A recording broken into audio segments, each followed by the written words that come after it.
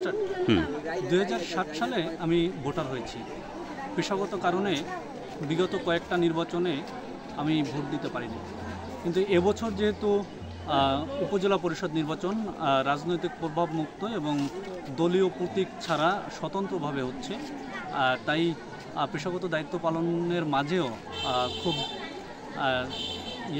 সময় বের করে আমি কচুয়া উপজেলার নরেন্দ্রপুর যে ভোট সেন্টার রয়েছে সেখানে ভোট দিতে এসেছি। আসলে ভোট দিতে এসে বেশ একটা বিড়ম্বনায়ও পড়েছি। সেটা হচ্ছে আমার যে ভোটার নাম্বার সেটি খুঁজে পাচ্ছিলাম না। প্রথমে বাইরে যারা প্রার্থীর লোকজন যারা ভোটার স্লিপ প্রদান করে তাদের কাছে কয়েক দফা খোঁজা হয়েছে, তারাও খুঁজেছে, আমি নিজেও খুঁজেছি, কিন্তু ভোটার স্লিপ আসলে পাইনি।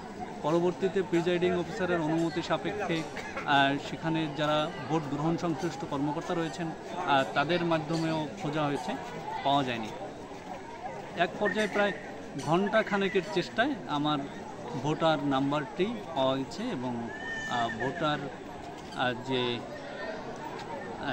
স্লিপ সেটা নিয়ে আমি পরবর্তীতে ভোট দিয়েছি এবং দীর্ঘদিন পরে আমি ভোট দিতে পেরেছি। ভোট দিতে পেরে আমি খুবই আনন্দিত।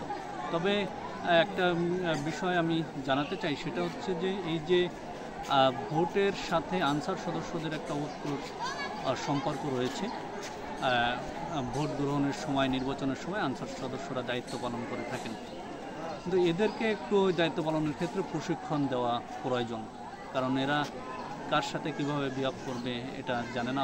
আমি দেখেছি অনেক ভোটারদের সাথেই খারাপ ব্যবহার করেছে, আবার সংবাদকর্মীদের সাথেও অন্যরকম ব্যবহার করেছে। এই বিষয়টা আসলে ওদেরকে একটু প্রশিক্ষণ দেওয়া দরকার। যেহেতু আনসার সদস্যরা সরকারি চাকরি করেন না, আর শুধুমাত্র এই অনানুষ্ঠানিক বা আনুষ্ঠানিক যেসব বড় রাষ্ট্রীয় কর্ম থাকে তখন তারা দায়িত্ব পালন করে। এই ক্ষেত্রে এই দায়িত্ব পালনের জন্য তাদেরকে অবশ্যই প্রশিক্ষণ দেওয়া প্রয়োজন বলে আমি মনে করি। ধন্যবাদ।